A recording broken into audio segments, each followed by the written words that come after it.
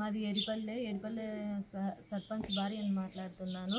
అసలు మేమిద్దరం ఏజెంట్లము. Polling booth దగ్గరికి కూడా మమ్మల్ని రానియకోకుండా ఎందుకు కొత్త వాళ్ళు ఇంతమంది ఉన్నారు, ఏం చేస్తున్నారు అని అడిగినందుకు ఆడవాళ్ళు ఏజెంట్లని చూడకోకుండా కూడా మా మీద మగవాళ్ళు బయట ఊరోళ్ళు వచ్చి దౌర్జన్యం చేస్తున్నారు.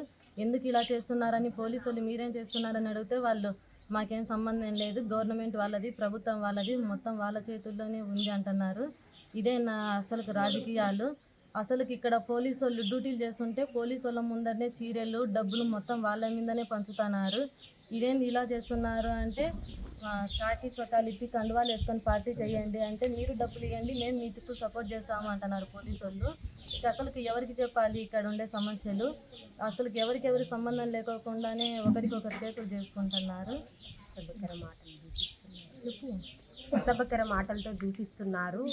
ఇంతగా రాజకీయ కక్షల కోసం, ఇంతగా ఒక జెడ్పీటీసీ పోటీ కోసం ఇంతమంది ఎమ్మెల్యేలు, మంత్రులు, ఎంపీలు ఇంతగా ప్రచారానికి రావాల్సిన అవసరం ఏముంది? ఇంతవరకు ఎంత గుండాలైతేమి మమ్మల్ని వద్దు అలౌ చెయ్యనిమో అని మమ్మల్ని లోపలికి కూడా పోనీకుండా మమ్మల్ని వెనక్కి పంపించేశారు. వేరే ఊరోళ్ళని ఆడవాళ్ళని తెచ్చి మా మిందికి దాడి చేయిస్తున్నారు. అసభ్యకర మాటలతో దూషిస్తున్నారు. ఇలాంటి రాజకీయాలు ఎందుకు? కూడా బయట నుంచి అదే పనిగా తీసుకొచ్చినారు. మమ్మల్ని చూసి మమ్మల్ని వెనక్కి పంపించాలని చూసినారు.